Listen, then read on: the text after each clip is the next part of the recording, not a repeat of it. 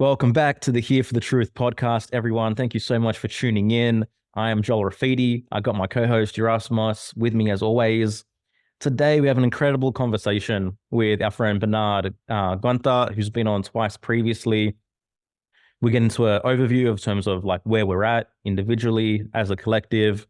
We discuss this whole, new iteration of black pill community within the truth-seeking community and how collectivism operates on that nature. What is the ego structure? What is the true self? What is true reality creation? We touch and dialogue on a number of really, really powerful and important topics here. I think you guys are really, really going to enjoy this one. If you love what we do, if we love what we're about, if you're seeking, community that gets it, is more aligned and also honors the individual uniqueness, and if you're down to just have a laugh and get some knowledge and some education, I can't recommend enough our membership community, Friends of the Truth. It's a growing platform and things are always improving on that side of things. But the value that you get in terms of the exchange that we've made it available at, in my view, is insane value. You can head to friendsofthetruth.co or hit the link in the show notes to learn more about that. Please enjoy this episode. You are now listening to the Here for the Truth podcast, hosted by Joel Rafidi and Yerasimos. Welcome back to the Here for the Truth podcast. Today, our friend Bernhard Guenther returns. Bernhard has had a lifelong interest in exploring the mysteries and hidden knowledge surrounding our planet and humanity's origins, questioning the roots of what constitutes reality and how social and spiritual conditioning impacts upon our collective search for the truth in all aspects of life. He first joined us way back on episode 25, nearly 3 years ago, or possibly more than 3 years ago, and then joined us once again on episode 94 with his wife, Laura Matsu, to talk about evolutionary relationships. Bernhard, welcome back. Welcome. It's great to be back, guys. How many episodes do you guys have now? This is 183, I think. Yeah, it's 183. You're pumping. Good. Yeah, good. Man. Couple generators, man. We've got to keep it consistent around here. Awesome. Perfect. Yeah. Bernhard, to start this one, I want to get like an overview in terms of like what you're seeing at the moment in terms of how things have evolved, obviously, since those intense years between 2020 and, 2023, what you're seeing within the truth movement, where you think we're heading, I guess, collectively. Like, what are you sensing into and feeling in terms of where we are in the trajectory of all things? I know that's a big question, but tell me what comes up. Well, the Great Awakening is upon us, and the aliens, they're going to come and save us. That's my... No, it's a good question, because I was just talking to Laura about it. Because, when the pandemic happened and all of that, all the craziness, there was also the political frenzy, with Trump and the election frenzy and all of that, and that's coming up again. But I feel more detached from that, right? So let's backtrack back a little bit. Personally speaking, I was never on a political side, left or right. Right, I was always statism sucks. I have more an anarchist view, but then I have my own issues with anarchism. Certain ideologies people attach to. But when the pandemic came around and the whole woke left cult and all of that, even Laura and I were speaking out more, sharing our conservative views. I came in touch with my inner conservative part of me, right? I'm like, I can, we need that as well. But over time, like the polarization of the political end, hardcore pro-Trumpers or hardcore anti-Trumpers, the TDS, and then the conservative rise as a knee-jerk reaction to the woke left, everything became just too extreme, and I cannot identify with either, right? Even the political end. So even with the elections coming up, it's pretty intense what's happening, especially in the US. So who knows what's going down on that end, on that level, on that dimension, the political dimension, if they even going to have an election, right? Who knows what the deep state want to push. But I'm more detached from that. So I have no investment in that or any expectations, right? I think the issues are much deeper. We really need to engage more in the inner work, in the psycho-spiritual work, because there's a deeper process happening. And I feel many of us are connected more from our spiritual reality, so to speak, whatever spectrum you're on. So on a personal level, I'm really more focused on the inner work and also helping other people, similar to you guys, just of engaging in that to be the change, as cheesy as it sounds, but as within, so without. So it's more the inner alignment.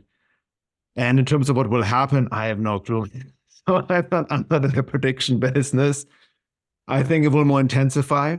Absolutely, right? I mean, there's a lot of, with Tico's taking over, there's a lot of psychosis. We see the frenzy right now. Lorna, we also want to do a podcast on this whole cancel culture and this whole, for example, Israel-Palestine, the craziness, what's going on there, right? Yeah. And I was an active pro-Palestine activist, literally 10 years. I've had my face painted with the Palestinian flag. I was at a federal building in LA, like, Zionism is terrorism and all of that. I got all into that. So I can emphasize, but nowadays it's been hijacked by the woke left. It becomes the next BLM. Laura has been canceled on Instagram for not speaking out about Palestine. This is just insane. So all of these ideologies have been hijacked, and it's just people are losing it more and more. So this is the extreme polarization, which I'm trying to stay away from. And I'm not saying that the truth is in the middle, like the middle ground fallacy. I think we need to make a stand and speak out. There are obviously atrocities happening in Palestine, for example, and all of that, but it's bigger than that and all that. So then we have another level, the transhumanism agenda and all of that, the technology is taking it over more and more. But with everything what's happening, I find myself to have a more and more nuanced view, right? So not getting into like extreme black and white thinking like this or that. You've transhumanism and AI, for example. I'm not fully rejecting AI or technology. It helps us in many other ways. It's just, you don't want to become a slave to it, so to speak. And the best way we can combat that is not losing ourselves within that. So come to the inner alignment, in the inner work, to our true self, and we all have our own quote unquote purpose and part in all of that. And also acknowledging that there are things we have no control over, right? Mm-hmm. So, but I'm very careful in the prediction business because I've been this for a long time. I've heard it so many times already over 10 years ago, like a lot of doom and gloom, black pill, like the economy, what should have been crumbled already 10 years ago, and all kinds of madness. You can easily get into like hardcore prepper mode as well, right? I'm not denouncing maybe to take some measures and all of that, but there's a lot of things happening on the negative end, but on the positive end, for me, I always say, there's this silver lining with all the madness, attempted enslavement of humanity. It does trigger an awakening. It forces people to focus on what truly matters. You can see it in your own lives, what happened in your lives, right? Yeah. And there's also opportunity within that. But it requires, a lot of letting go, a deeper alignment, getting out of our comfort zone, asking questions not regarding the world, but within ourselves. And it's not easy, right? But I feel we sign up for this. So there's part of me that's very optimistic, or kind of like, I don't know, as a child, when I saw like a thunderstorm coming, like dark clouds, and it was dark out there, I was like, yeah, bring it on. Yeah. There's an excitement around it, you know what I mean? Even though it's maybe dangerous or whatever, but there's an excitement of just like, let's do this. That's why we were here. So that's my attitude. And I don't claim to have all the answers, but I'm going along and then answer to whatever may come with regards to my own work and anything else, right? Professionally and privately. Yeah. Awesome, man. You touched on so much for us to explore. It feels like to me, like nothing is written, like whatever is coming is changing and adjusting all the time, relative to how we're evolving consciously as individuals and as a collective. And like we could be heading in one direction, and all of a sudden we shift because of shifts that happen within our own consciousness. Yeah, exactly. I mean, that's what I mean to predict. Nobody can. There are so many people trying to predict, and you can see certain patterns, trajectories. Absolutely, right. But all the nobody could have predicted the pandemic. Maybe they're going to pull something, but it's always this black swan phenomenon. You kind of know what's up, but then it's never what you think it is, right? I'm sure they have something in plans for the next round, and who knows what, right? Yeah. A certain playbook. Bring it on. Let's go. Bring it on. So, I think the the danger nowadays with this information overload is that, especially in the truther movement, so to speak, we get too hooked, or people get too hooked on information alone. Yeah. Right? And sound bites and social media and all of that, right? And then people just run with it. And the best examples, and sorry, but there was the auroras, the northern lights that happened just a couple of weeks ago, or just last week, right? And everybody, Harp did it, and people just repeat that stuff because somebody posted it without verifying it for themselves. It's like these memes, and what I found, no offense, but a lot of truthers become like NPCs, right? Yep. Just mindless 100%. that has no ground in reality whatsoever, right? And it's just this frenzy instead of like reflecting, hold on, could this be true? What is this information? And there's, as much nonsense as there is in the mainstream, we need to really question a lot of the stuff that's floating around in the so-called truth movement as well. So that's key. A person that lives within nuance and has the capacity within themselves, within their nervous system, they're not going to just see something pop up on their algorithm and immediately post it as like, this is the truth. My team knows the answer. They're going to go, oh, this is interesting. Like, how does this make me feel? What's going on? Maybe there's some truth to it. Let me investigate this a little further.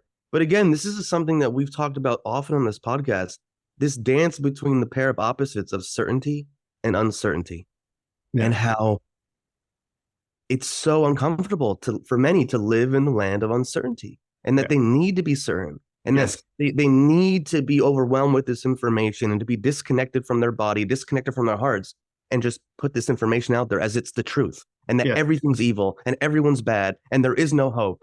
And, I think we're on the same page there, where that's just not my worldview. Yeah. People hate ambivalence, right? Not only regarding, I'm not taking myself out of the equation. I felt I've been very certain about certain things in the past, and like, okay, maybe I have to see it in a different way. Best example I was Elon Musk. He is the technocratic antichrist. He's evil. He's going to bring in transhumanism, and he's a transhumanist. He's a materialist. But there's another side to him. He's a very evolutionary force, an interrupter. Has done some quote unquote good things that helped inadvertently in many other ways. Twitter and all of that, and it's just, you don't want to fall, like you said, into psychological splitting and seeing things of all good or all bad. But what we've also seen with this ambivalence, people, with everything that's happening as well, and that's a trauma response, as that's make sure you make a really good point. When you're really grounded in your body and nervous system, you don't latch on things so easily. You're secure within yourself.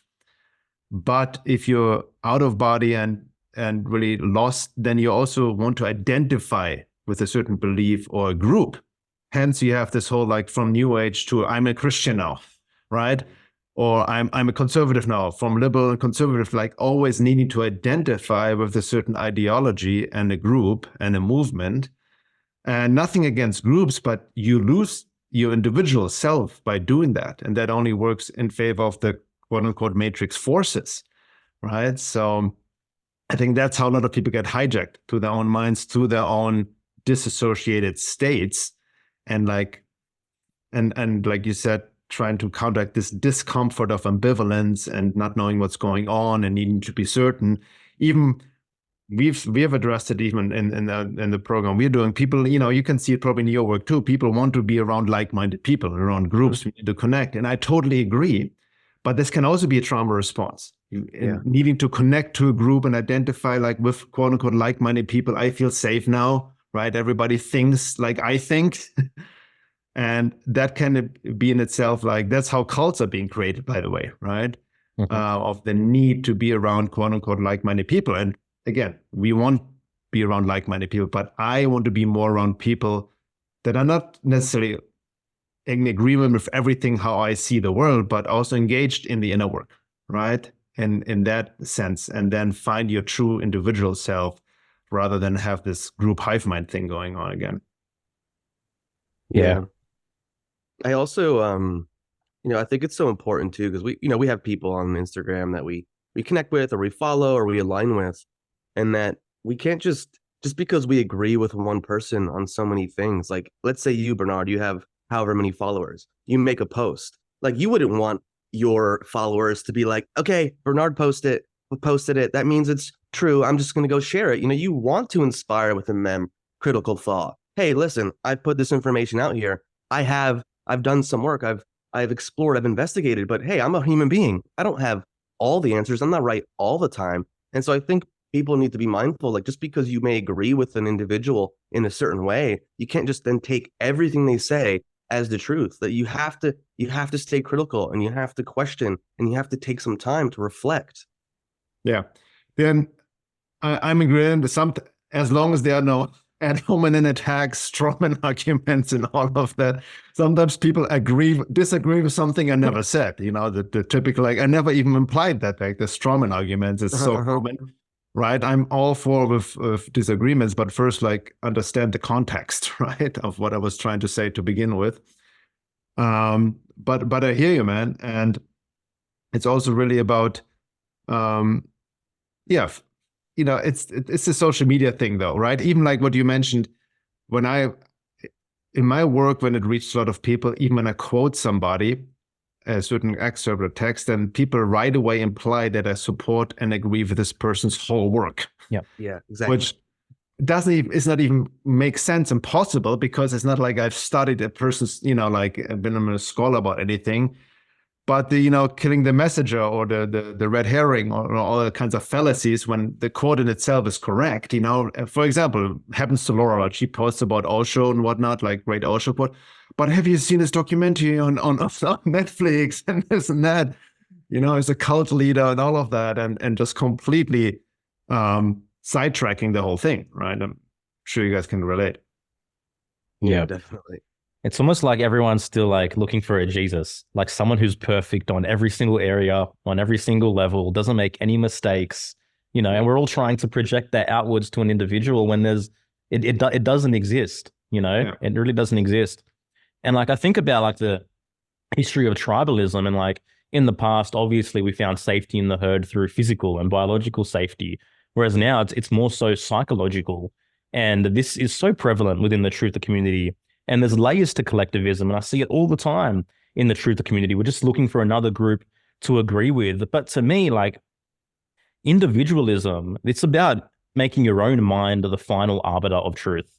But the issue with that is that requires an exertion of mental effort. It requires one to be conscious, to act consciously, to think things through, to read things appropriately. And I'm just not seeing that, there's a whole lot of people that are there on that level. Yeah. Well, yeah, and it's also, I mean, I know it's semantics here too, but it's like, so many people are conditioned, so many people are distorted in their mental thinking. Like, there has to be a dropping in the body, tuning into the wisdom that lies within there. Because I just think, I mean, what I'm seeing is so many people are so disconnected. Obviously the work that you guys do, is so focused on that as well. Yeah. The issue is like, but the problem is people are, like Gurdjieff would say, people are asleep, but they don't know that they are asleep. They're dreaming to be awake. They don't even have the self-awareness to tune into the body, or like, there are different levels of being, different levels of self-awareness. And I have to say, I'm sorry, like Laura and I talked about this, it might be politically incorrect. Some people don't have the IQ, intelligence on some level to even read information and comprehend it on a basic, comprehensive level of just frontal cortex, rational, basic thinking or reason, right? So that's missing a lot as well in the quote-unquote truther movement, because they're emotionally driven. They're behind the screen, right? And there are a lot of them. They it's a trauma response. They get off like putting other people down, projecting on them, and I don't agree with this, and trolling people. It's like almost something is feeding through them. Literally, it's food for them, right? You have this. There are a lot of pathological individuals on online, even the so-called truther movement. Then you have the whole red pill manosphere movement that gets going off the deep end and all that, right? So you have all these what's it called, these personality pathological triads, dark personality triad of Machiavellian, psychopath, and narcissist, right? Kind of mix of all of that, and that's what's going on social media, right? Especially people that I'm all about people want to stay anonymous and all of that, but people hide behind fake profile pics, fake names, and all of that, and you're missing the human connection. Yeah. Right. And especially Twitter, man. Twitter is extremely toxic when people project on each other and all of that, right?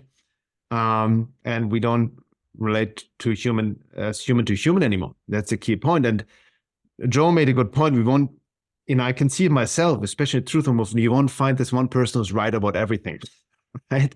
And then you get angry. I had, with David Icke, for example, I have my issues with David Icke now, right? But I have to also check myself. Hey, don't throw the baby with the bathwater, and put the mirror on myself. I'm not enlightened. I'm not omniscient. I'm sure I have my blind spot on things that I'm off about, like as I see it, maybe he's off about and whatnot. So having this nuance, you can only have that nuance if you can turn the mirror on yourself and engage in the work, right? Otherwise, you're just consistently projecting externally your own misery onto others. And I feel that's what a lot of people do, right? They project their own internal pain, dissatisfaction, envy, whatever it may be, onto the other world, outside world. And I see a lot happen in the so-called truth movement, the victim blame trap, right? Because, Flo and I talked about this as well. We see many quote unquote truthers that, that are struggling. They're living in their car or in a trailer park or whatnot. Like they don't have their basic life together, right? And then blame the system, everything outside themselves, when instead, like one of the rules of Jordan Peterson, like clean up your room first before you're trying to solve the world's problems, so to speak. And again, Jordan Peterson, a very controversial figure too, and people split on him too. But again, nothing is black and white. Bernhard, I can't believe you're quoting Jordan Peterson. Do you realize the views that he had around the vaccine? And he held a show, and he didn't allow non-vaccinated people to come to the show. Oh my God. I can't believe we invited Bernhard back on. This is ridiculous. We'll just end the podcast here. Yeah.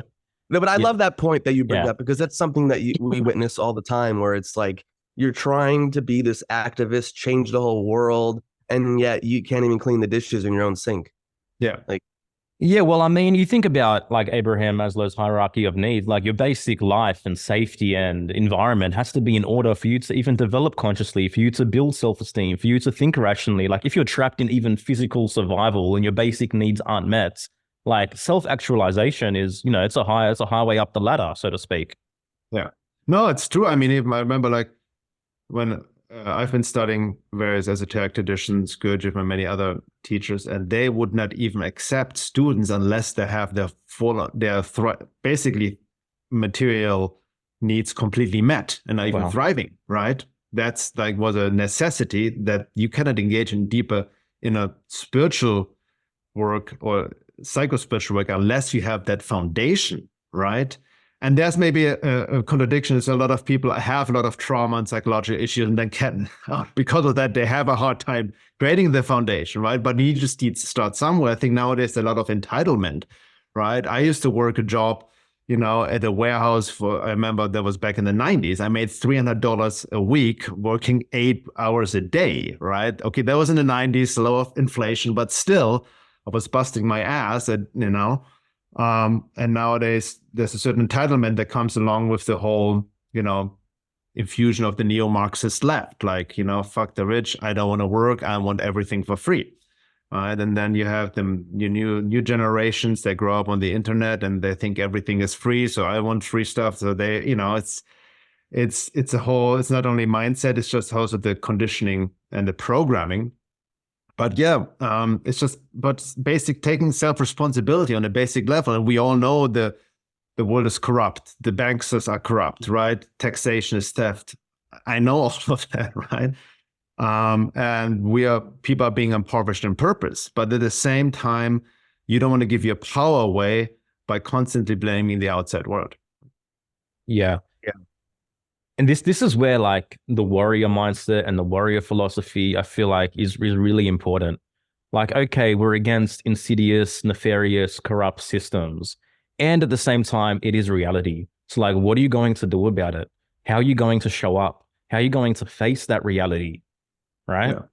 Yeah. And even when it comes to, like we mentioned before, with the nuance, when it comes to different people's point of views, it's like Bruce Lee said, like, take what's useful, discard what's not, add what's uniquely your own. And again, this is where we all need a little bit of warriorship in our lives, I think. Yeah, and I'm sure like you guys have a lot of guests on, you see probably a lot of guests that may contradict each other, right? All the time, yeah. Thanks. All right, so it's not like this one thing, one size fits all kind of thing, right?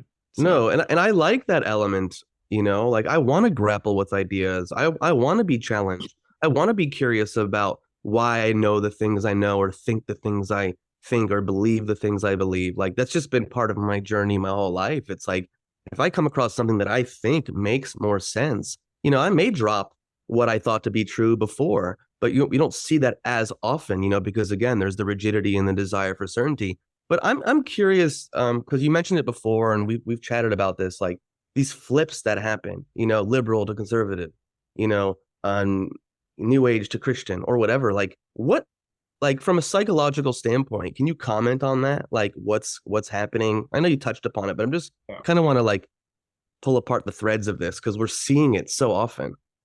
Yeah, on a basic psychological or spiritual level, it also ties into spiritual bypassing, but I see it as an unconscious trauma response. That when you have trauma wounding, right, you're disconnected from your true self, from essence.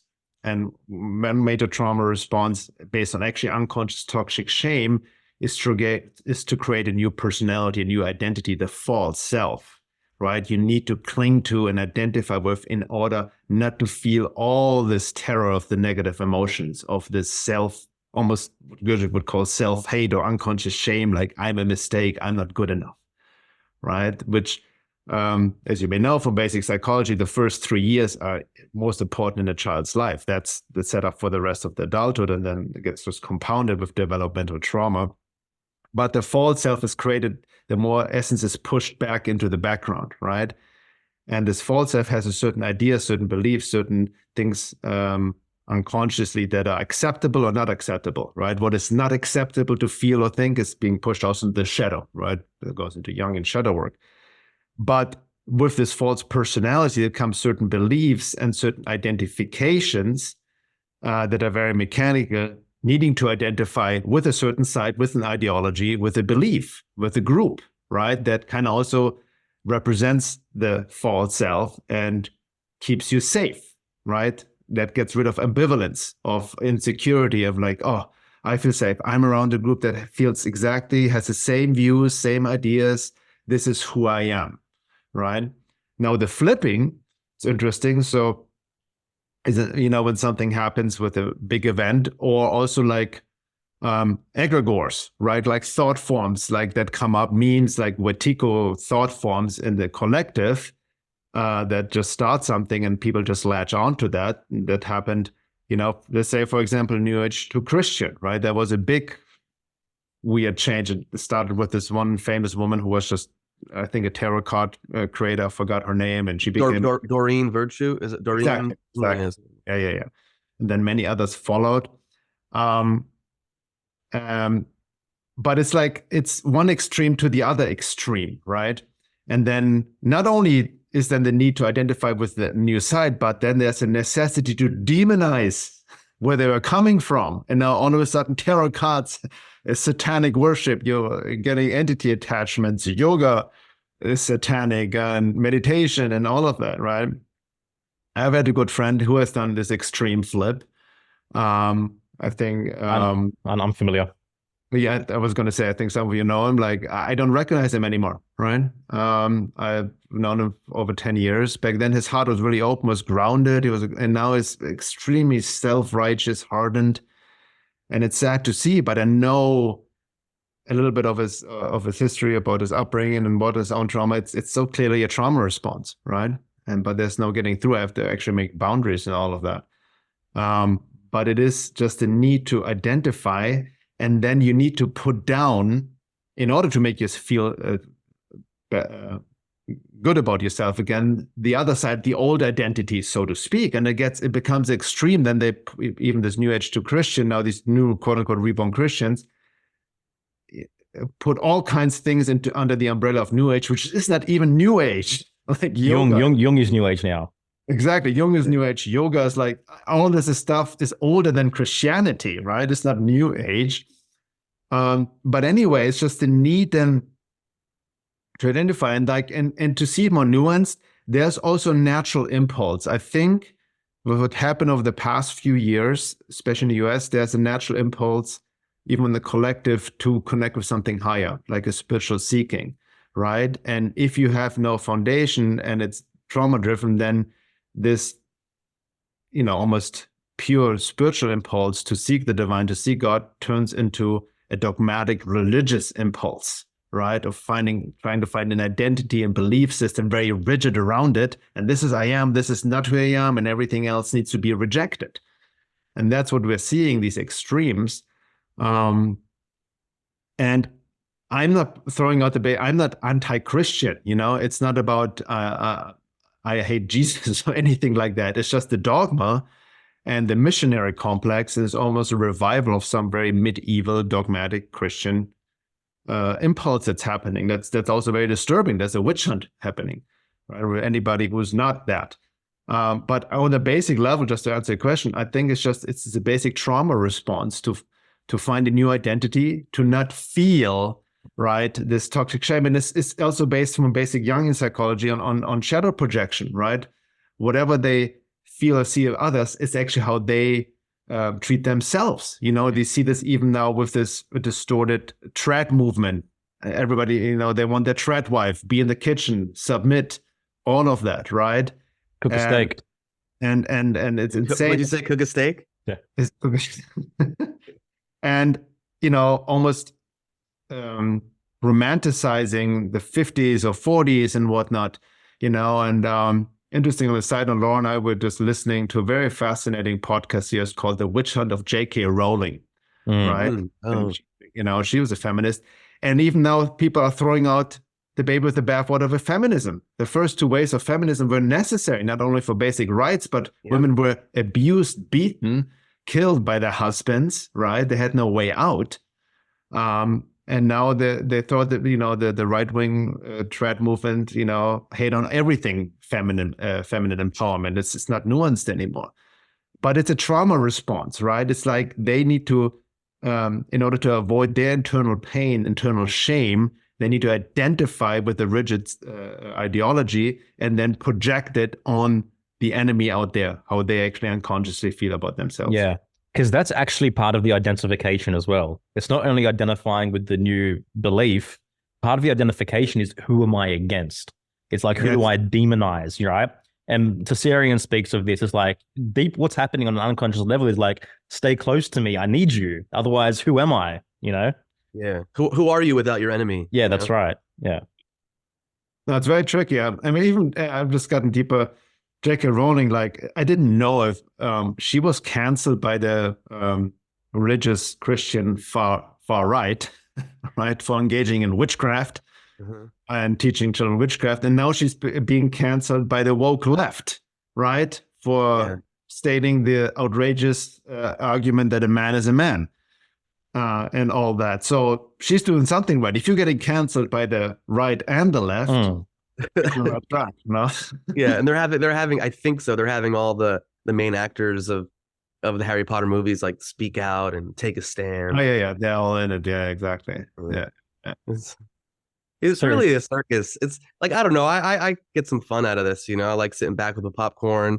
Going through some social media comment threads, observing how people are talking to each other. It's just a great study on human behavior and psychology. It's you can see there's a grain of soul, but in our position, especially Laura, she's she has a big following, like the hate she gets, and projections, right? Especially from woke leftist people on Instagram, especially with the Palestine thing, for not speaking out about all of that. Like any unrelated post she makes, and but what about Palestine? It's just like this insanity that's going on. Watico, man. Yeah. I mean, but it's also like, I have to say it, you can see it, objectively, see it, it's a comedy show and drama and horror show at the same time. But these people also can become very dangerous, right? If you're so intoxicated from the ideology, they can become very violent. We see this almost like the revival of struggle session of Maoism, of neo-Marxism, right? And what's happening in the campuses, and it's literally like BLM vibes, right? This issue between Palestine and Israel has been hijacked by the neo-Marxist. And even like Karl Marx said in one of his books, the issue is never the issue. Whatever the issue is, it's just about revolution and destabilizing and creating chaos. Yeah.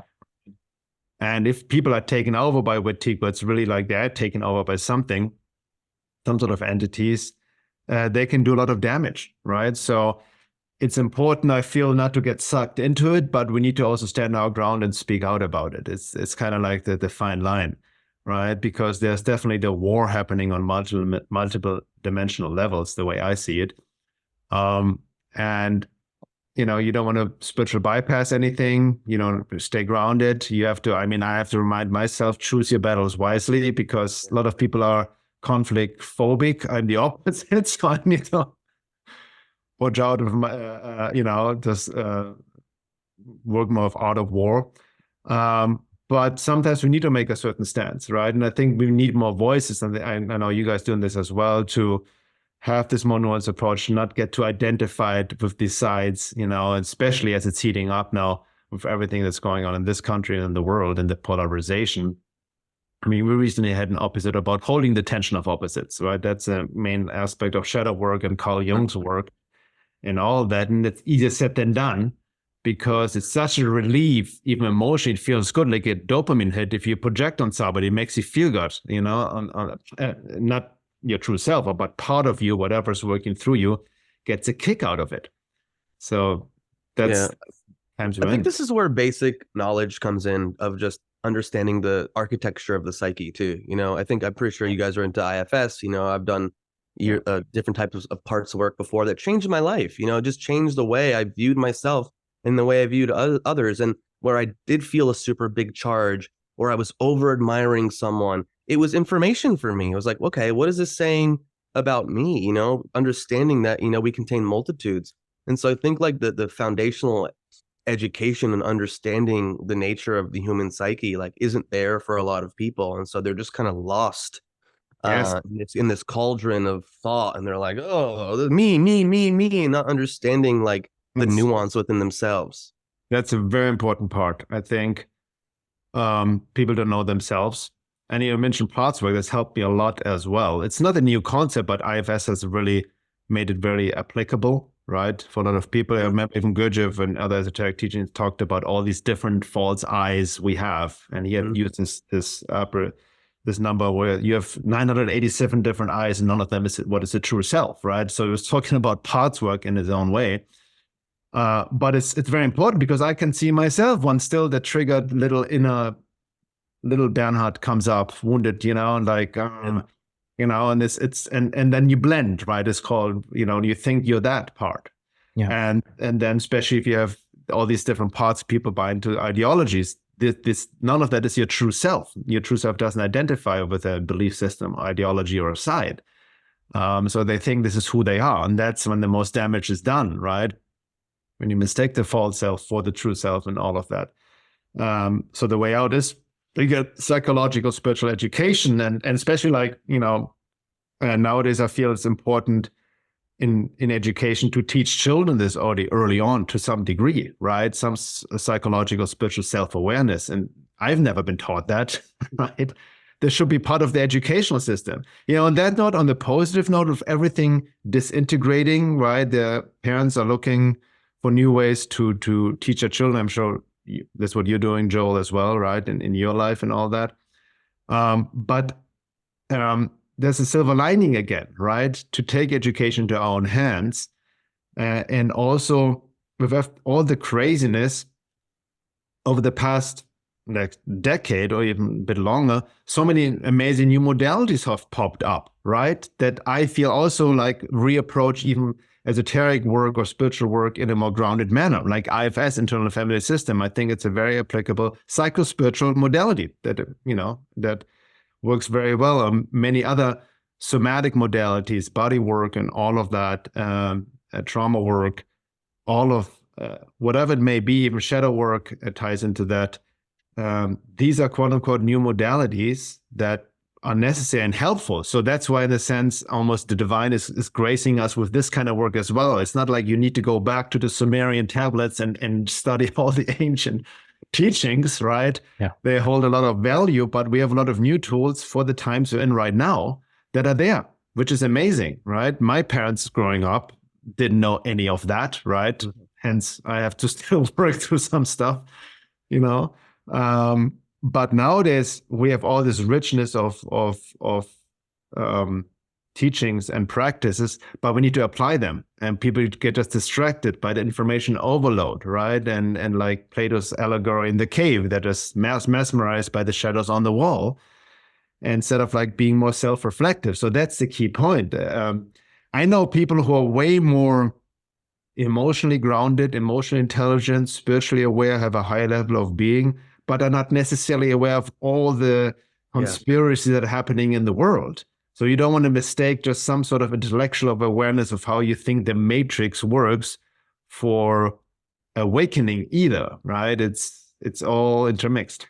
Yeah, that's right. And that begs the question, like, what is awakening? Like, for many people today, to them, awakening means being awake to, like you mentioned, the conspiracies in the external reality, and they completely miss the point of what it means to awaken to one's internal world. While I think both are necessary, personally, I think I'd connect with someone who's awakened to their internal world, yet more so asleep to the external, matrix control system, than someone who's purely identified as a conspiracy theorist and hasn't really ventured on that internal awakening process yet. I want to ask you a question, because this is a word where there seems to be so much distortion around it. So many people have different ideas about what this word means. Different systems offer different definitions for this word. And the word is ego. Like, obviously from a Jungian perspective, there's one definition of ego. I know before Yerasimos mentioned he's into a different system of parts work called voice dialogue, which more so defines ego as that which is aware of the different parts. So I want to discuss that for a bit. If you have thoughts as well, Yerasimos, of course, chime in. Yeah, well, they in voice dialogue and the psychology of selves and the aware ego, they had different terms, like the operating ego, which were like the collection of primary selves or primary parts that kind of run a person's life. But then the aware ego is the ability to kind of stand in between the opposites and understand that there are different parts. Yeah, and then you have like more so new age leaning people who just completely like tarnish ego as everything that's negative about an individual. Yeah. So just checking. That's a big question. Jesus. Okay. But ego, like, the way I say ego is, I kind of equate it with personality, right? Your sense of I, right? Of who I am. And the main characteristic of the ego is that it feels itself, I feel this is who I am, but I feel separated from the outside world. There's me and the external world. There's me and others, so to speak. So that's how I characterize ego, right?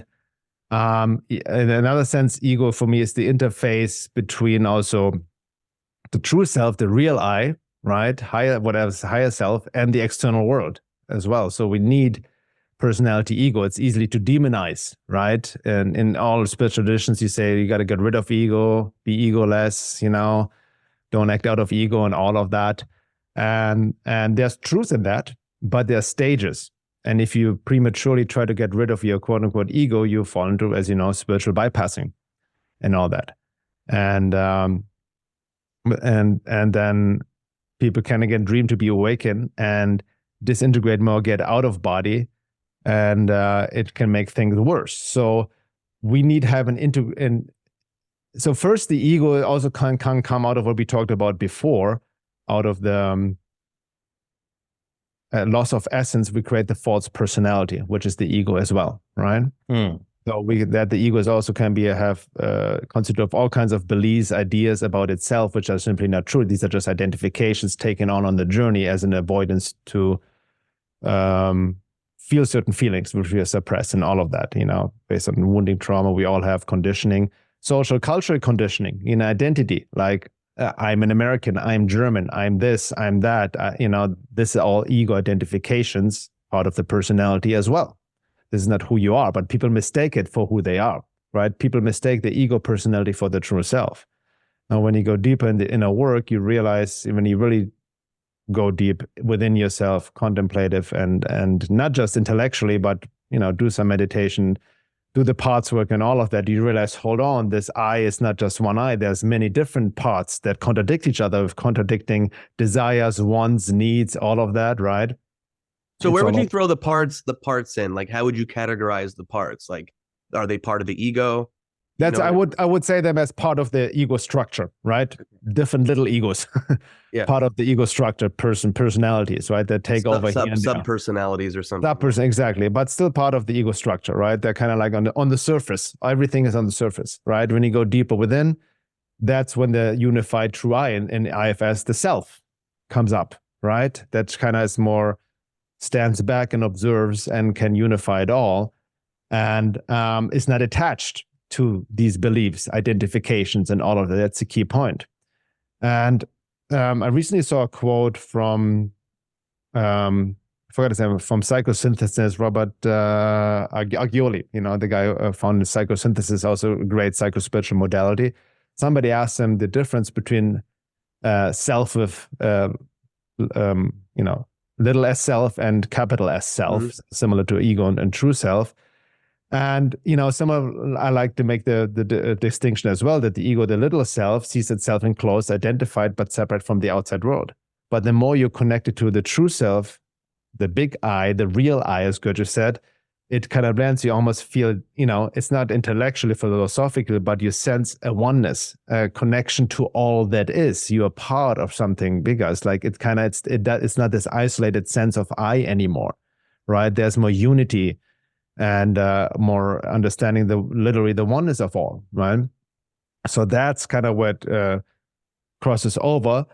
But I feel in my work or in general, you can still then, the more you connect it to self, the more your ego or personality becomes a reflection of that, right? Mm-hmm. That's the key point, I feel, especially in order not to fall into spiritual bypassing and just destroy the ego. This is actually very bad. People dealing with trauma, already unconscious, toxic shame. I'm not good enough. I'm bad. I'm a mistake.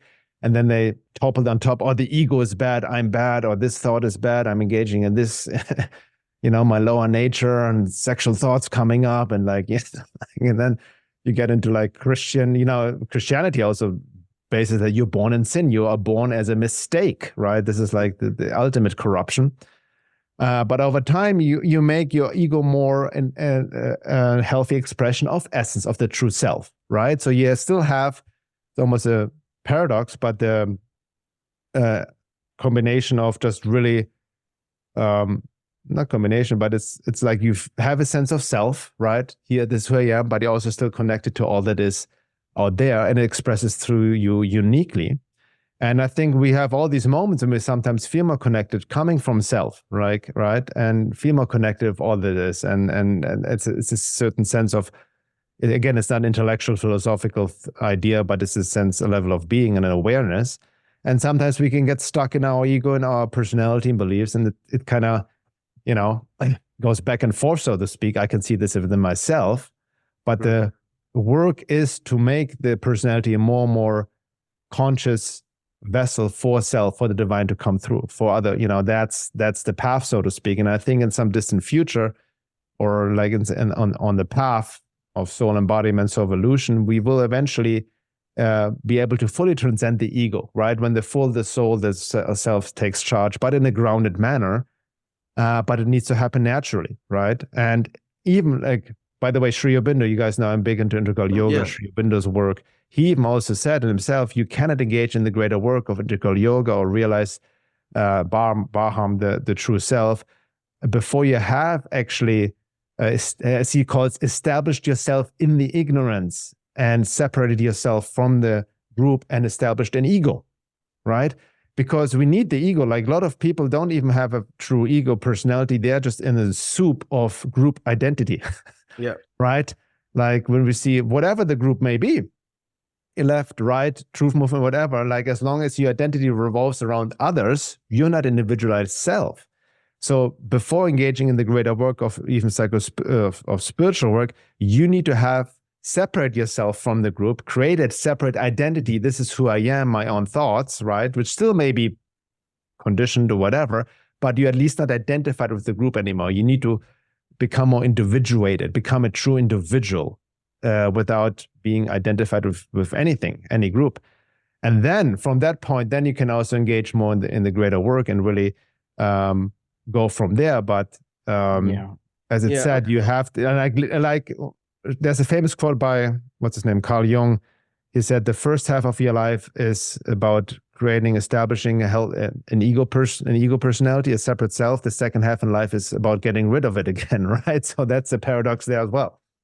Now, a short break from the episode. Hope you're enjoying this episode, guys.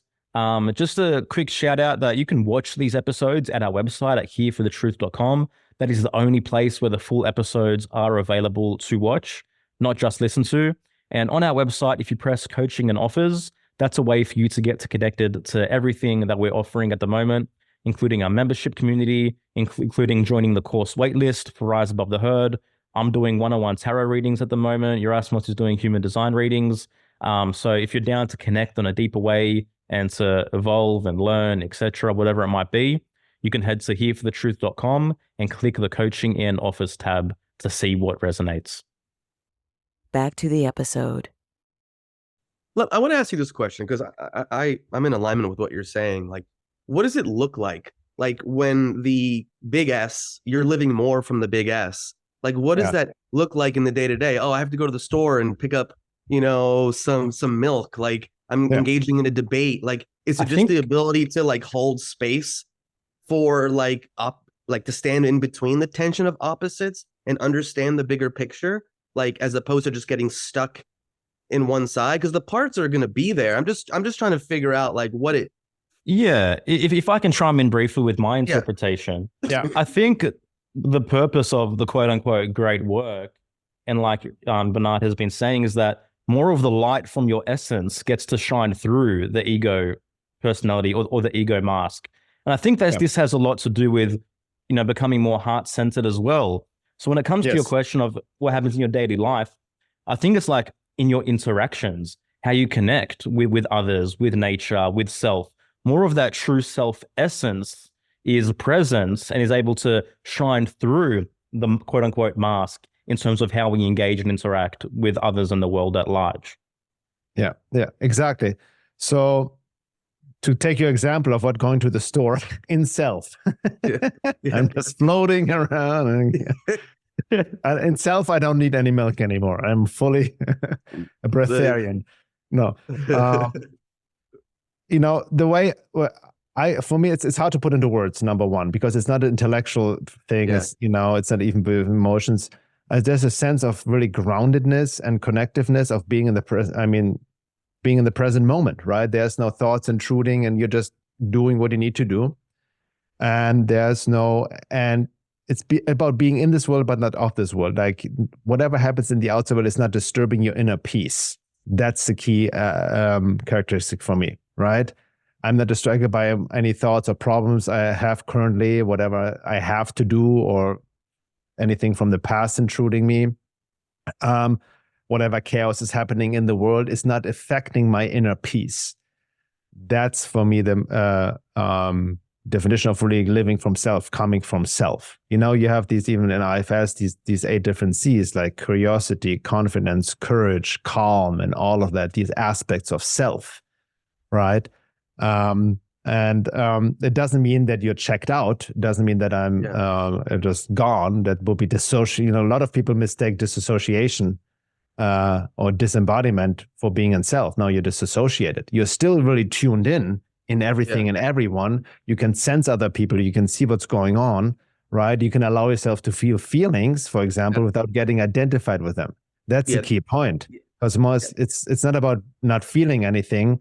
And that's easier said than done, because the true work, as you may know, is you allow yourself to feel the feelings without identifying with them. For example, anger may come up, sadness, but it's kind of like, oh, there's anger. It's flowing through you. It's not getting stuck in the body armor or tightened up, right? You're letting yourself to have the experience without getting attached to it or identify with it. Non-attachment is a big thing as well, right? So it comes and goes, right? I can see myself sometimes getting attached, getting to worry, oh my God, this and that, right? I know then I'm not in self right away, in the sense, if I have the self-awareness and then I get too blended. So I need to do some practices to reconnect, so to speak. But you're not checked out, right? You're still doing what you need to do, absolutely. But it, like Joel said, I think it also comes up more in a state of being heart-centered, right? Mm-hmm. this groundedness and this true authentic compassion and no judgment and all of that. And it's easier in real life than in online, I have to say. Of course. Yeah. Yeah.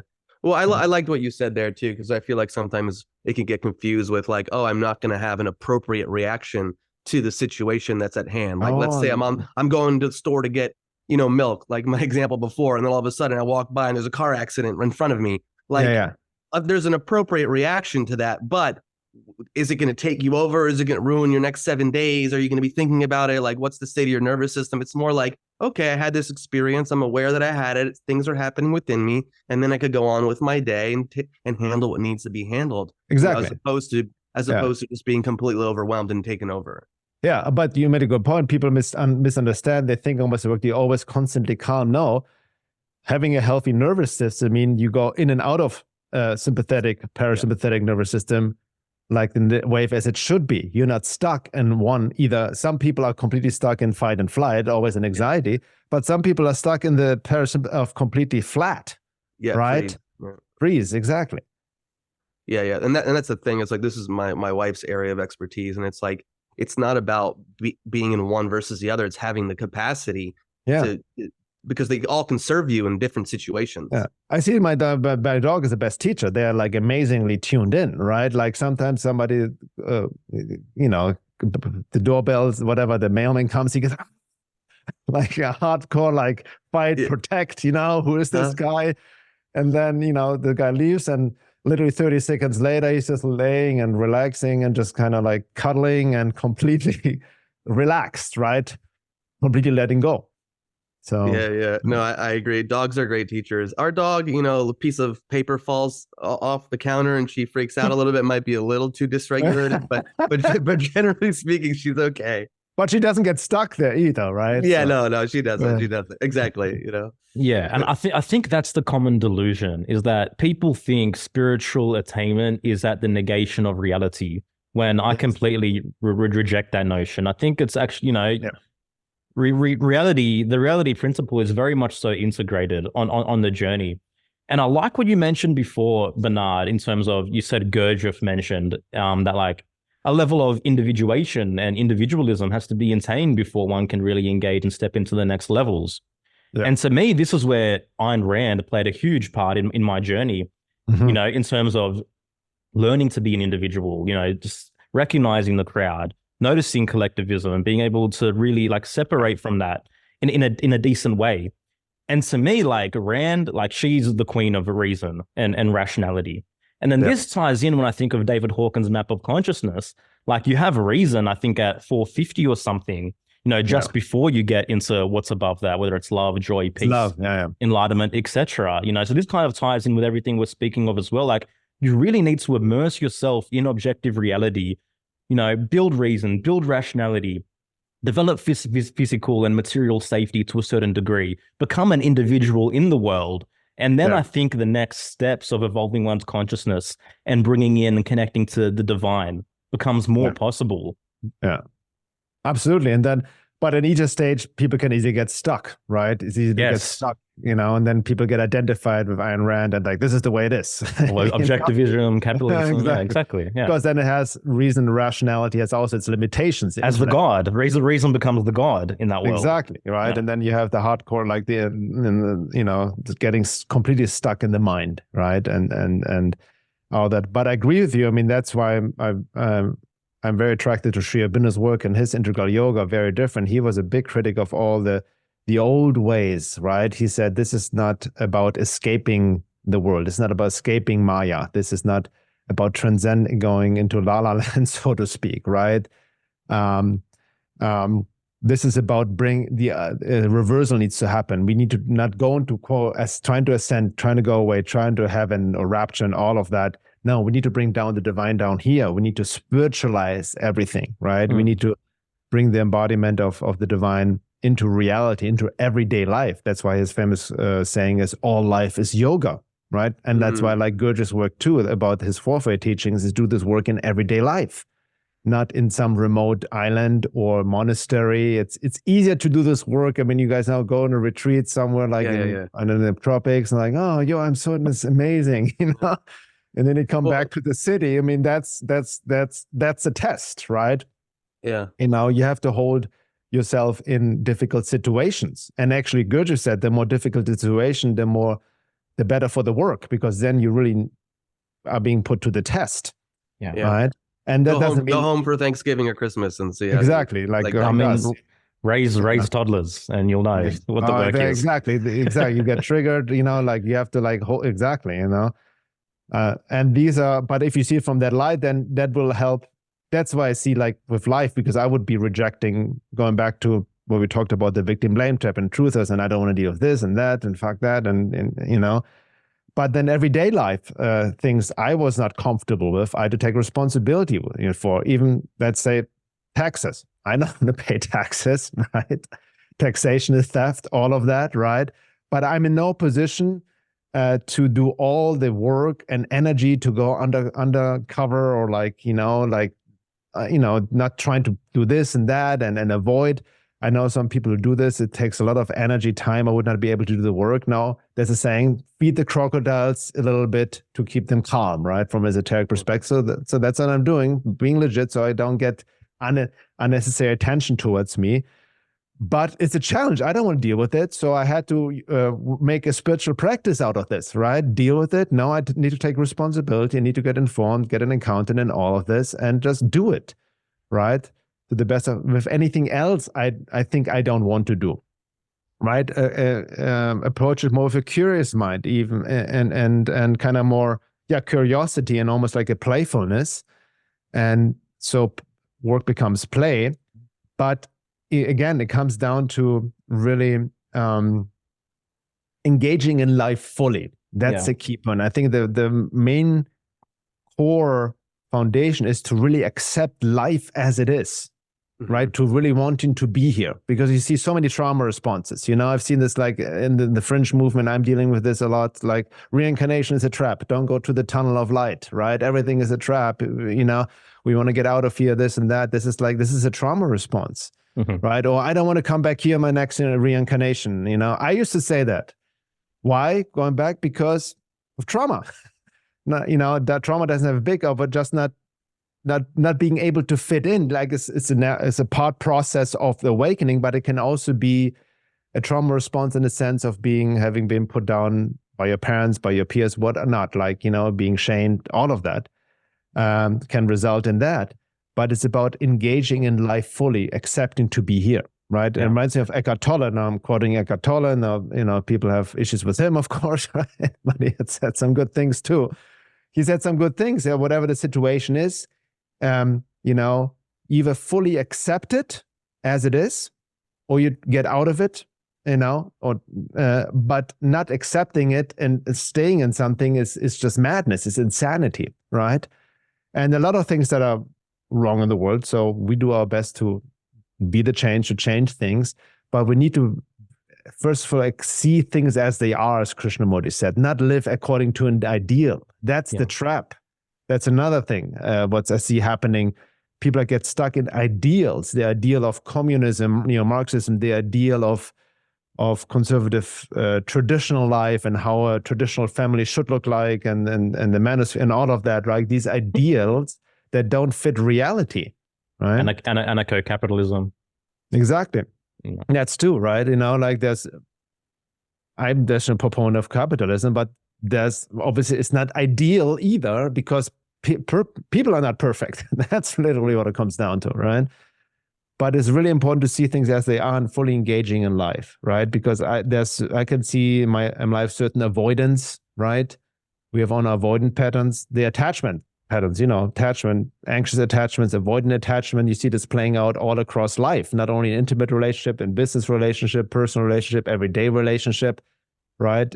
So you need to be aware of that as well. But the foundational aspect is really to wanting to be here right now, because as I sense and I feel like I have experienced through my own inner experience, my true self wants to be here. Yeah, absolutely, right?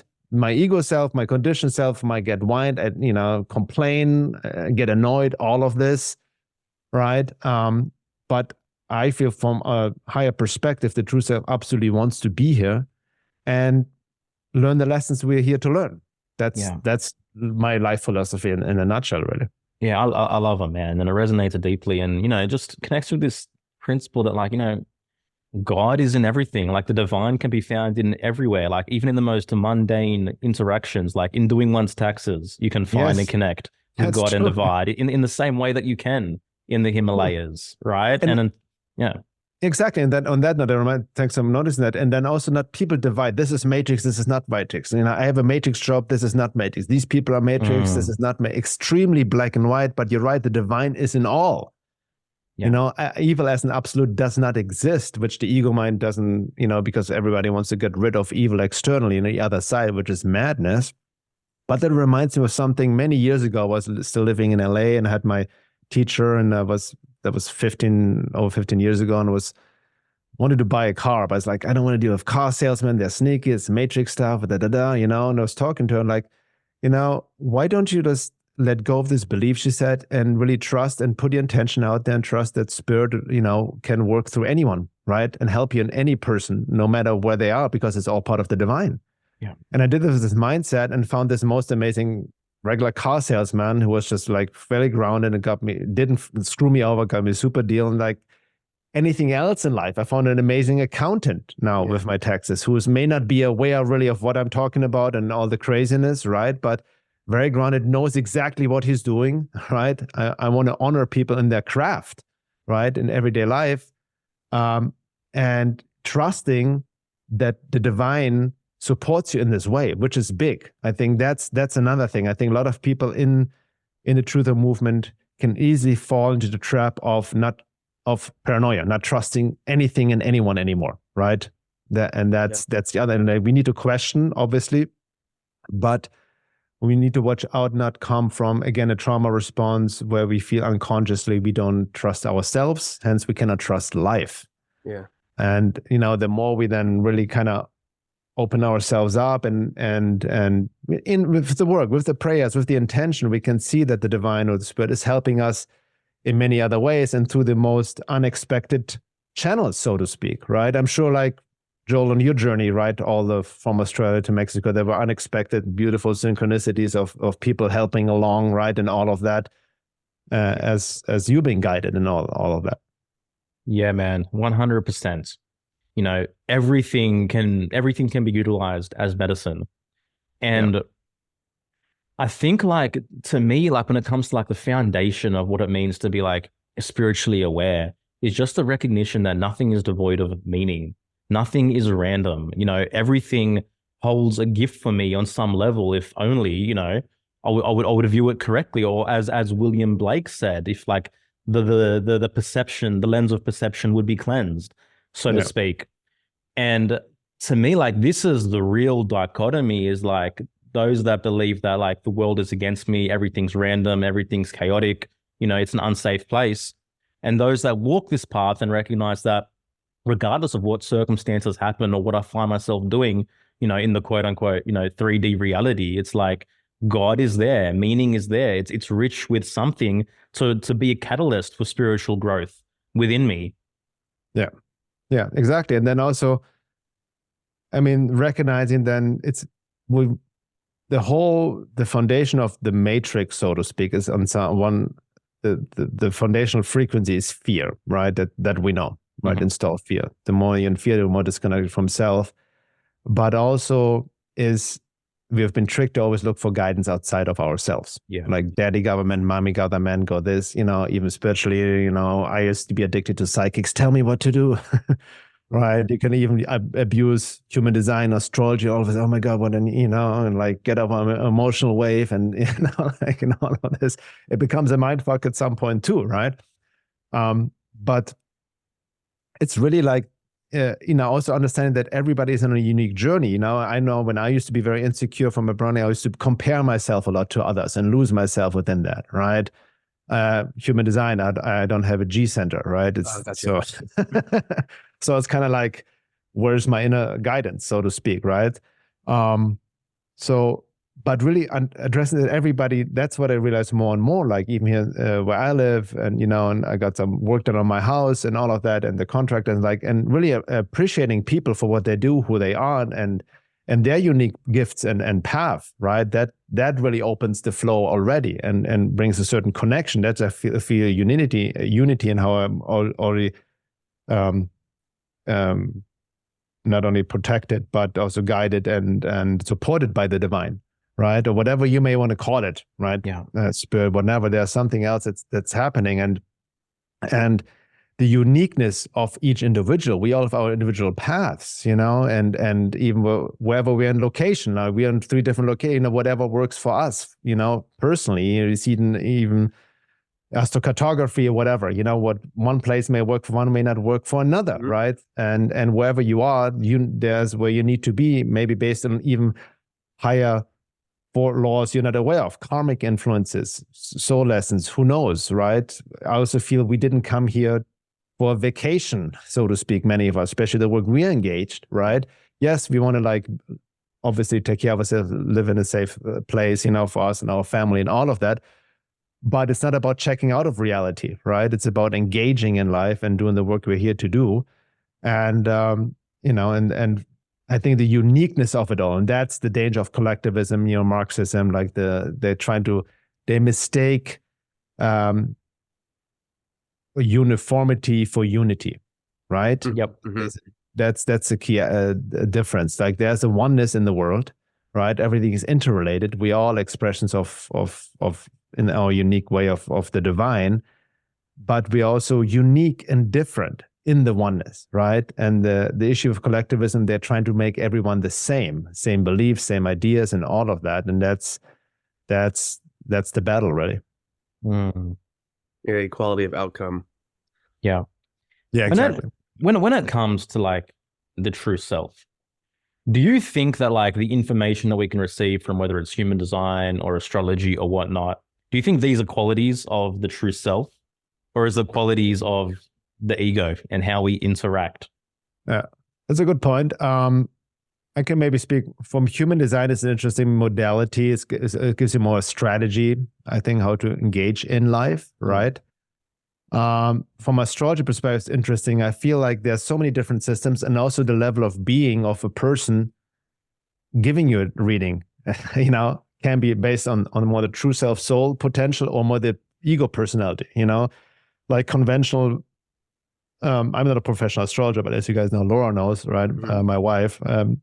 But from what I understand, you can read the personality in the astrology chart, the outer personality, very basic on the 12th house system, the 12 areas, right? And most people are concerned with that, right? Most people go reading then, when I'm going to meet my lover, what about my relationship? What about work and money and all of that? That's the outer personality, right? More or less.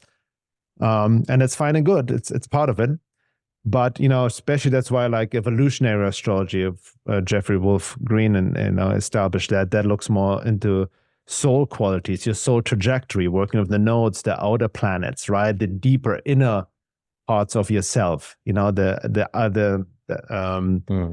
the planets more, the sun, moon, Mercury, is more the closer, they're more visible, they're more conscious, they describe more the personality, the conscious personality. But when you go deeper into Pluto, Uranus, Neptune, or the nodes, not only the moon, nodes of the moon, but the nodes of any other planet, you go into deeper archetypal processes, your soul evolution from the south node to the north node. So that's very unique as well. But what I really like about evolutionary astrology, the chart, you cannot tell by the chart, he even said himself, and that's very profound, you cannot tell by the chart itself what level of being the person is on, because it depends on the level of being, how the chart expresses itself, right? You can take any chart, for example, there's one astrologer, he was analyzing the chart of Sri Aurobindo, right? If you would not know Sri Aurobindo at all, this chart could have played out in multiple different ways. It doesn't show this, this is an enlightened master, it can play out in many different ways. Same like a chart, that is played out by somebody who turns out to be a psychopath, right? Is also played out in very different ways. It's just these are archetypal patterns, like an imprint when you're born, that can play out itself in different ways based on what level of being incarnated into this body, into the soul already, right? So it's not black and white. So these cold readings, I think astrology, human design, all the systems, they are not perfect in themselves. Like any system, it just can give you a partial view. They can be very helpful to give you more objective view for self-understanding, self-acceptance, even understanding others. They can be dangerous to see everything through the lens of one system, right? And then you become dogmatic about that. But ultimately, they are very powerful if you use these insights with the inner work, with the psycho-spiritual work, right? And then live out your design, so to speak, right? As it said, but in the sense, live out your purpose, which also can change at any time, right? It's also tricky. Like, I had one psychotherapist I follow on Twitter. He said something good. Like, he said, the worst thing you can tell somebody is just be yourself. I know. Wow. Especially for somebody who is not engaged in a work, because then most people, 99.9%, will think, I'm just being myself, is one wounded part that takes over, right? Uh-huh. Or all kinds of neurosis. I'm just being myself, right? So, but what self are you acting out? That's the question.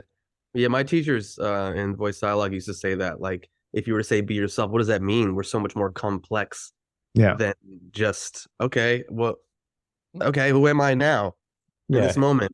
Like, based on my trauma, you're asking me to be myself now. I haven't, like you said, I haven't engaged in any inner work. And I'm traumatized. It's even from a HD perspective, if someone has, confused the not self themes with the self themes, and the be yourself, and they're just acting from not self, like confusing that for self. And that's the one thing I really like about human design too, is when you get into the open centers and you realize how conditioning distorts your thinking and your behavior, is that you can take a look at that and you can reflect, use it as information to reflect on, oh, wow, I do behave this way. I do think this way. Maybe this isn't supporting me living, I guess, the most uniquely as, whatever that person I was born to be or evolve into. Yeah, exactly. I remember when I got into human design, as you guys have got, some readings, I was studying it myself. It helped me definitely a lot. It helped me a lot, especially like the open center. I have an open G center, right?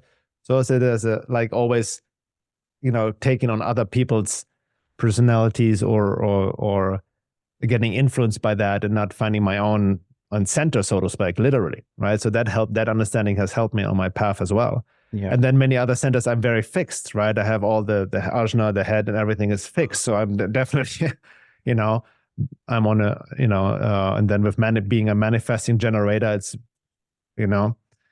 this can be forceful in that sense.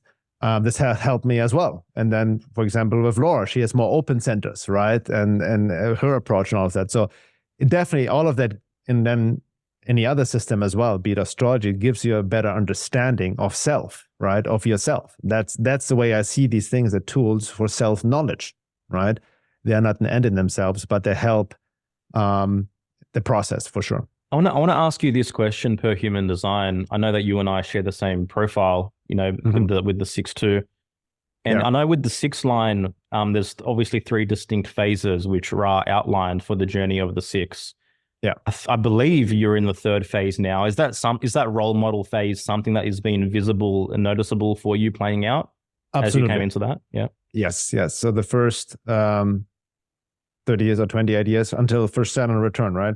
That's they say roughly 30 years. Yeah, definitely. My first 30 were chaotic for sure. And then 30 to 50, they say, is on the tin roof. On the roof, like. Yeah. And ironically, when I was in my 30s, early 30s, everything I did in my first year of my 30s completely disintegrated. I thought I was going to be a rock musician and I'll do that in my 20s. That came crashing down. All of a sudden, I became a body worker. I was living in Hollywood, and with 5 musicians, and then in Venice, and had my own band and just touring and the clubs and all of that. All of a sudden, within 3-4 years, I moved to Topanga Canyon into a cabin by myself. Yeah. Couldn't be more classical going on the roof, right? So that's what happened. I had no idea of human design back then. And then all of a sudden, everything shifted. I started body work, had my own practice. I lost all my friends, disconnected, felt very aloof to everything. I couldn't connect, literally, right? And got into the work I'm doing now. Started questioning all of that. And, it's the hermit phase, right? Yeah, that's what 6-2 hermit teacher hermit role model, right? Yeah. And then within that, the role model came out as well. Like I started, people came to me asking for advice. I started my own coaching business. All of that just happened. It happened to me. I was not really planning on it. I just went along with it, right? And interestingly, my Chiron return, that's been still going on. It's a long return, but that's coming off the roof. And now my life has completely changed. I came off the roof around the time, when around the pandemic started. That's also when I married my wife, Laura, and we moved here to Sedona, right? And it's a whole different life right now. And I can see it also how I relate to the outside world is different, right? It's a complete different phase than the second phase. So I that helped me a lot as well, understanding the profile 6'2", right? And Laura, she's a 5'1", and I can definitely see that. That's what I am as well. I can see that in her as well. Exactly, the heretic. What's it? Investigator. Yes, yeah. Thanks, man. Thanks for sharing that. This is probably a big question, and we don't have long left, but I'm going to ask it anyway. There's a lot of obviously distortion around like manifestation and reality creation and things of that nature. Yeah. From your perspective, like, what is true reality creation? First of all, when always people say you create your own reality, again, what do you think is creating reality? When I say I create reality, right? What is in charge?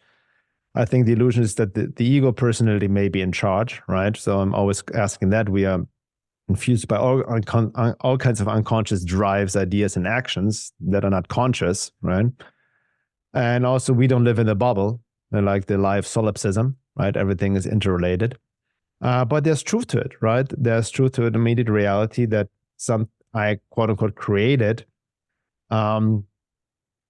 It's definitely a big topic because I'm trying to figure out from what angle to get it on, because it's definitely not as oversimplified as the New Age trying to tell us, right? Of just, I'm going to just visualize certain things, and which can help too. I have worked with visualizations and all of these kind of things just to kind of get an idea, but things quote unquote materialize, but not as rigidly as I ever visualized. There's always divine will and higher will, right? And in accordance with that.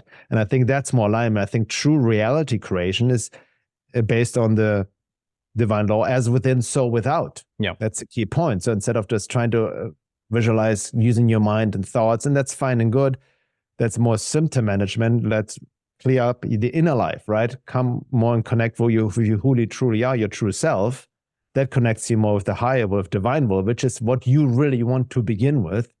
And then you have more access to creative power, and hence more power to create reality or whatever you want to establish, right?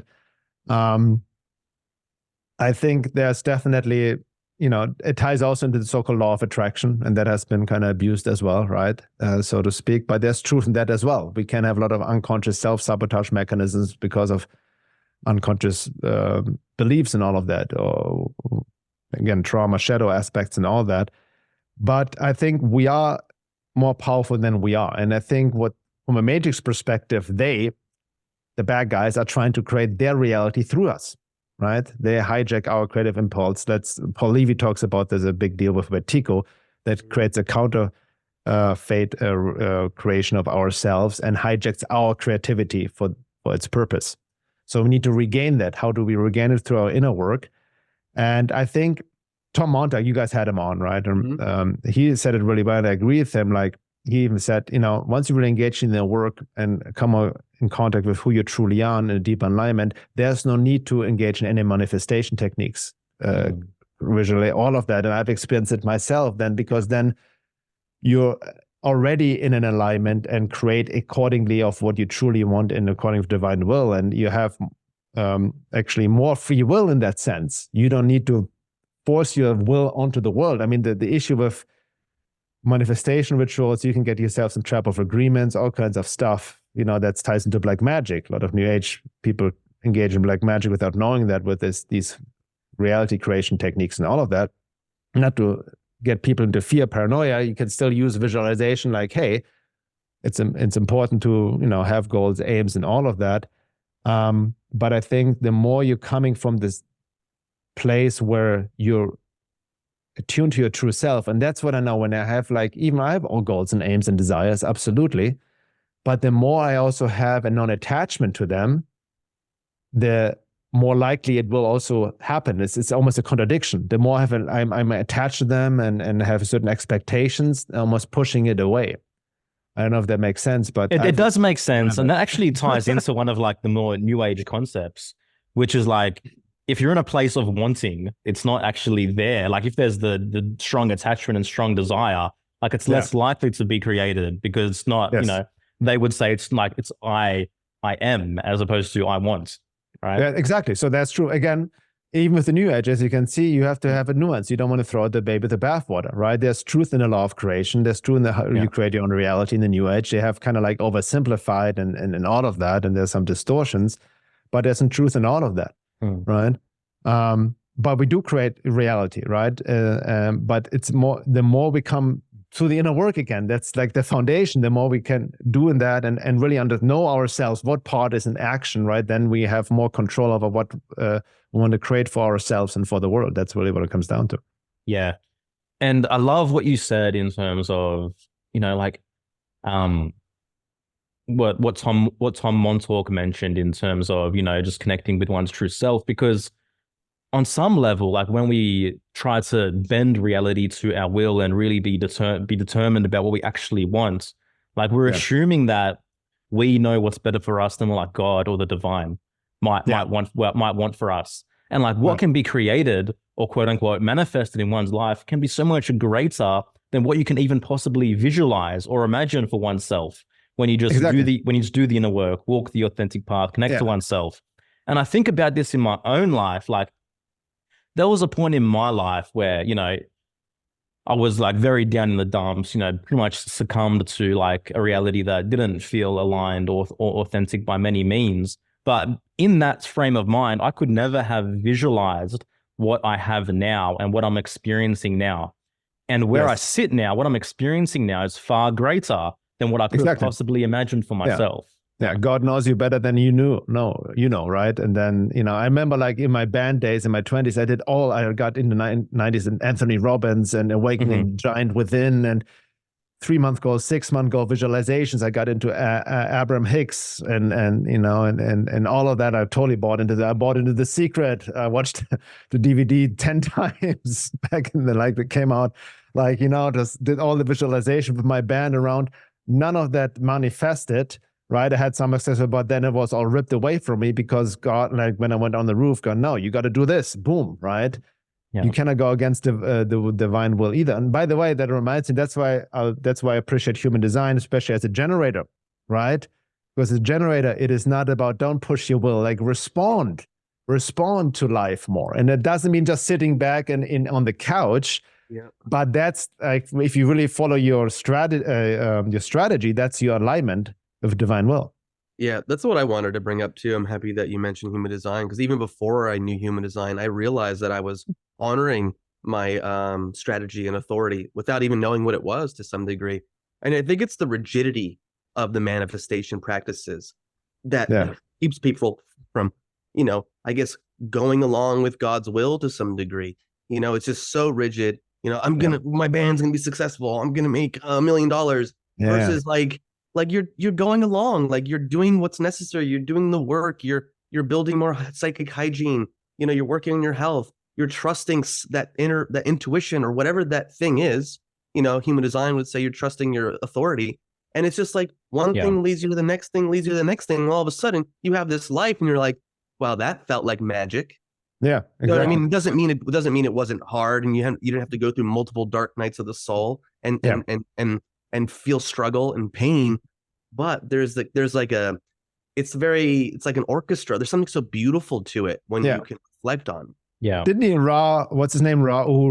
Yeah. Didn't he also said, remember that your mind is the enemy, right? The mind just complicates things. Well, again, because from the not self standpoint is that like, you can't just say trust your mind, because the mind gets distorted through the open centers. And so a person really needs to be mindful, like, what am I thinking? Why am I behaving this way? Like I mentioned earlier, because you're almost being taken over by the not self, which is why the decision-making process from human design is much more somatic. It's much more intuitive. It's much more connected to what's happening on a deeper level. Now, of course, the mind's important. We have to be able to think, teach, learn, compare, contrast. But there's just another mechanism in place that I think guides us in a more aligned manner. That's all. That's what I've found in my life. Yeah, just exactly. We need to use the mind, obviously, but don't make it your master. It's not the best place to make quote unquote decisions from. You can weigh pros and cons, but ultimately, what I was reminds me when you truly engage in the work, and I can relate to that. Even when I got late into human design or whatnot, I've similar to you. Oh, I actually have been following my authority and strategy already. I just need to trust it more, right? And the more you do the inner work, then you will naturally do that without even knowing these systems as well, right? I think the danger is now then you can make these systems into mindfuck and then overanalyze, analysis paralysis and all of that, right? Yeah, I agree. There has to be like a natural flow that's happening within you when you feel confident and grounded in who you are as an individual and all the complexity, that you're not living moment to moment, so self-conscious. Oh, I did this, but I should have did this because this is my sign or this is my human design. Exactly. Or what's like that. You're not living in accordance to or in connection to the divine, when there's so much self-consciousness, there's so much self-centeredness, there's so much confusion that's happening, as opposed to hey, I'm living my life. That was painful experience. Okay, I'll deal with that. Yeah. So but this reminds you hit another important point. I mean, we could go on and on, but this work, when you do an inner work or getting into all these systems, human design, astrology, when spiritual or psychological inner work becomes very narcissistic, right? It's all about me, my wounds, this and that, and then you actually lose you forget the whole meaning and purpose of it all, And I think a lot of people can get entrapped when even with manifestation and all of that, finding good, but that's when the ego can also easily overtake it all, right? And it becomes a narcissistic practice when it's all about you. Yeah. At the end of the day. And this is the duality piece that's important in so many areas that we're talking about. Even just this is so serious. Personal growth is so serious. That's where's the play? Yeah. Where's the play? Where's the lightness? Where's the laughing at yourself too? With some of the things that have happened in your life, there has to be that dance. Yeah, no, that's true. I mean, I'm a pretty private person, so is Laura. People can conceive our work as pretty serious out there, but we have a lot of fun.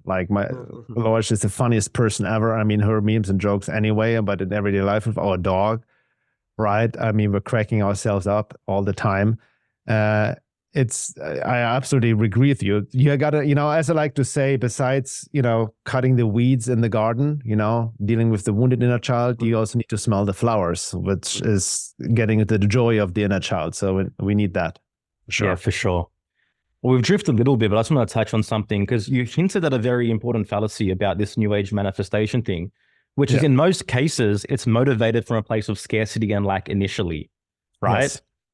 Whereas I think real manifestation or reality creation or abundance, whatever, is going to come when you recognize the inner riches that are already present. And you come from a place of abundance and bounteousness within initially, not the lack and I need, I want, etc. And what is that place? This abundance consciousness is when you're grounded in your true self. Yeah.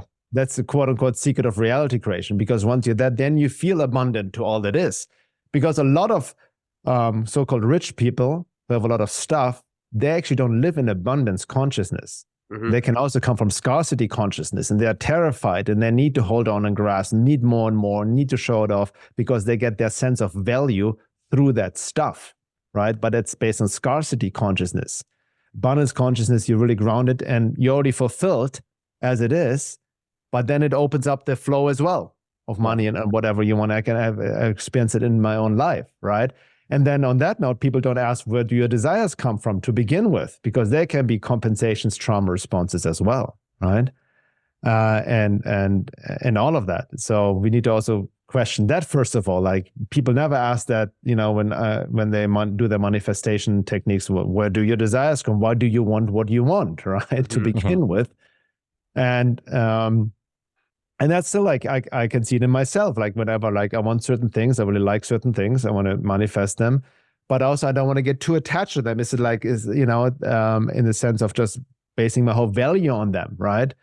But I agree with you. Ultimately, you want to be in a true state of I am already fulfilled and have it all as it is in the present moment, and that needs to be integrated in your whole being and not just a thought, right? Yeah. It's not like at the mirror, like I have everything I want. No. Abundant. All these affirmations that work on some level, but it's just superficial level, right? And even the painful stuff, like, can you take ownership of it? Like, these are mine. These are my issues. This is my pain. Not like, oh, I don't want to experience this. Why am I experiencing this right now? This is not good. But like, even within that, within the acceptance of reality, there's abundance consciousness. But the resistance of the pain creates more pain. The resistance of a situation makes it even worse, right? That's why my example, I mean, it's many other, but the example with the taxes, I hated it. I resisted. I had anxiety around it all the time. Now I accept it. I'm like, okay, it's all good, and it goes much easier, much smoother, and it opens the flow. It opens the flow. Exactly. So that's the key point. And because we need to, especially nowadays, I see this, I mean, this is so rampant also in the truther movement, right? Like, I'm sure you guys experience that as well. The whole scarcity consciousness or attacking people for charging and all of that, and everything should be free and all of that. And it's something I had to work through within myself for many years, right? And really finding the balance, but ultimately, coming to a place where you're already grounded in this abundance consciousness. That's the key point. Yeah. Bernhard, obviously we could keep going for a long time, man. But thank you so much for being here. Just appreciate who you are and the way you show up and the wisdom and the unique way which you disseminate it, man. I'm grateful for it personally. Excellent. Thank you guys so much, and great to see you guys, Yeah, man. I love your work over the years. I love your writing. You have so much to offer, man. So just appreciate you, appreciate Laura. Well. And on that note, man, please let our audience know how they can best, I guess, get in contact with you, your work, what you guys have going on, and anything you'd like to share. Yeah. Basically, again, my website contains all veilofreality.com, right? All my writings, videos on there, our podcast. We have also, Laura and I have a podcast, the Cosmic Magics podcast. You can find on my website, also Spotify and all that. We keep doing our program. We have ongoing Embodied Soul Awakening 40-week coaching program. We have a couple times a year. And we have many other people can check that out at thetimeoftransition.com. And then I keep making new courses and little master classes here and there. Who knows, right? Like what life brings. That's always I'm saying. I'm just going along. Because it's beautiful. I mean, you guys can see it in yourself as well. I'm sure 4 or 5 years ago, when somebody told you you're doing what you're doing, you probably would not like, what? Yeah. So who knows in the positive sense? And then also like, who knows? We are like, it's what's made. Like things are heating up. I'm curious with the whole election thing. I'm like, whatever's happening in the world again, I'm a more healthy detachment, right? And it's all about riding the wave, right? That's what it comes down to. Yeah. And having fun while doing it. Awesome, man. We'll put those links in the show notes for anyone that wants to connect. And thanks for listening, everyone. Awesome. Thanks so much, guys. Smoking mirrors, I'm seeing through the illusion. Waking up in a time, they think you're in a delusion. Somebody set the alarms, cause they be too busy snoozing. I'm in a DeLorean, fast forward in evolution.